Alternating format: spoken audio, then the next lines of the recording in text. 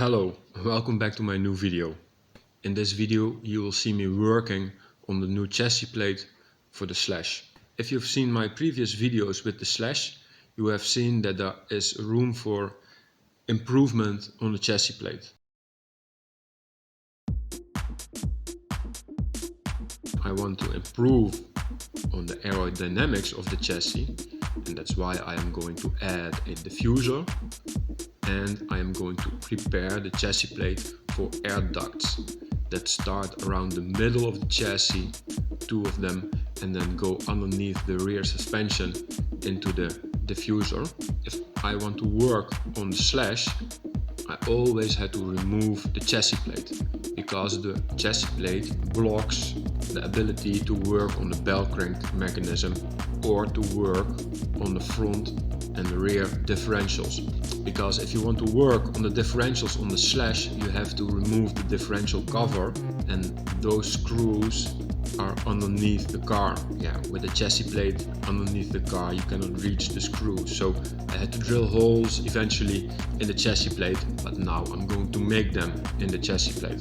Obviously I had my first 3D model of the chassis plate. It fit, it worked, no problems there, but it could have been done better.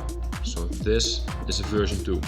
So I'm going to change the original version, and first of all I'm going to start with removing everything that I don't need. Then I'm going to close up the wheel gaps. Then I'm going to add the rear diffuser. Then I'm going to add holes in the chassis plate that allow me to work on the differentials while leaving the chassis plate on there. And I'm going to make a big hatch that I can remove to work on the bell crank mechanism. I'm also going to make a few aluminium strips. 2 of those are for the hatch, so that I don't have to use lock bolts or anything else to lock it in position. And I'm going to make a new aluminium strip for the front to the chassis, also in the front, so it won't flex that much.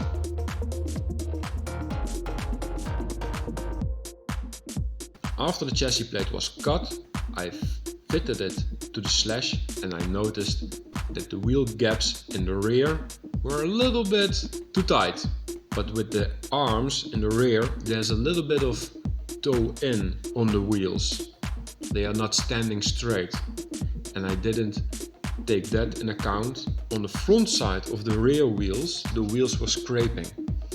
On the rear side of the rear wheels, there was about 4 or 5 millimeters of space, so that was perfect. Then the wheel gaps in the front can still be a little bit smaller, but they are too narrow. So when I fully steer to the left or to the right, the inside of the front wheels are touching the chassis plate.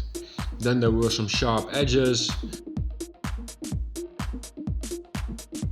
Then the hatch for the bell crank mechanism was cut in the chassis plate, but I've let it sit there with a small connection of just a few millimeters, so I'm going to break that out.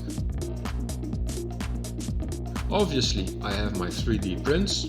I have the fins for the diffuser. I'm going to use some glue, put them on the chassis plate.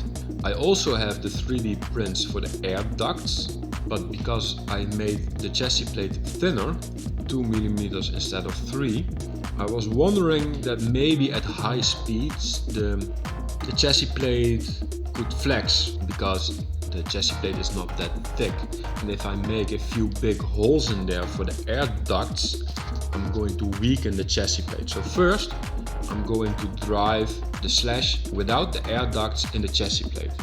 If everything holds up okay, then I'm going to cut the holes for the air ducts by hand and then put the 3D printed air ducts on there. I did engrave where the air ducts should be coming, so I don't have to measure everything out once I'm going to cut it by hand.